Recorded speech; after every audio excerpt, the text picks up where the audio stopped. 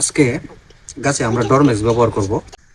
আজকে আমরা আঙ্গুর গাছে ডরমেক্স ব্যবহার করব। আমরা গতকালকে কাটিং করে দিয়েছিলাম। ডরমেক্সের জন্য আমি যেসব উপকরণ আমি হাতে নিয়েছি, হাতের কাছে রেখেছি, সেগুলো হচ্ছে একদম পরিষ্কার পানি। এখানে 250 ml পানি নিয়েছি। তারপরে হচ্ছে ডরমেক্স, মেনসার মানে ম্যানকোজেব গ্রুপের ছত্রাকনাশক, প্লাস হচ্ছে সিরিজ, এবং হচ্ছে পরিষ্কার একটা ন্যাকড়া।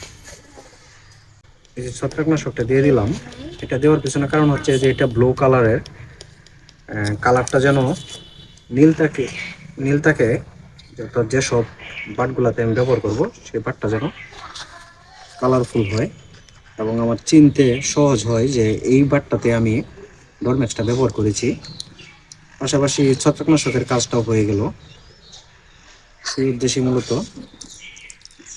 এটার সঙ্গে যেহেতু 250 ml পানি নিয়েছি, তো সেই ক্ষেত্রে আমি 8 ml ডরমেক্স ব্যবহার করব। ml পূর্ণ হয়ে গেল।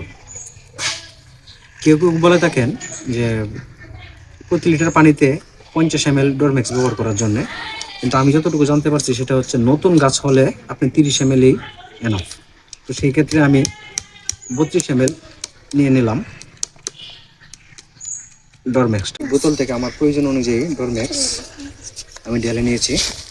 এখন আমার এই যে শুকনো ন্যাকড়াটা আমি কাজে লাগাবো, একদম সুতির ন্যাকড়া যা আছে কাজে লাগাবো। এবং পাশাপাশি একটা কথা সবাই মনে রাখবেন, যেহেতু এটা একটা অ্যাসিড জাতীয় ওষুধ, তাই হাতে সবসময় গ্লাভস পরার চেষ্টা করবেন। আমি এই যে হাতে গ্লাভস নিয়ে নিয়েছি। অথবা আমি এই ডরমেক্স ব্যবহার করার ক্ষেত্রে যতটুকু অভিজ্ঞতা নিয়েছি আমি সেটুকুই কিন্তু আপনাদের সঙ্গে শেয়ার করলাম। অর্থাৎ এই বাটগুলাকে এমনভাবে ভিজিয়ে দিতে হবে যেন গাছটা, এই বাটটা সম্পূর্ণটা ভিজে যায়, ভিজে একদম ভিতর পর্যন্ত চলে যায়। তাই আপনারাও ঠিক এইভাবে চাইলে চেষ্টা করতে পারেন, বা ডরমেক্সটা ঠিক এইভাবে ব্যবহার করতে পারেন। ধন্যবাদ।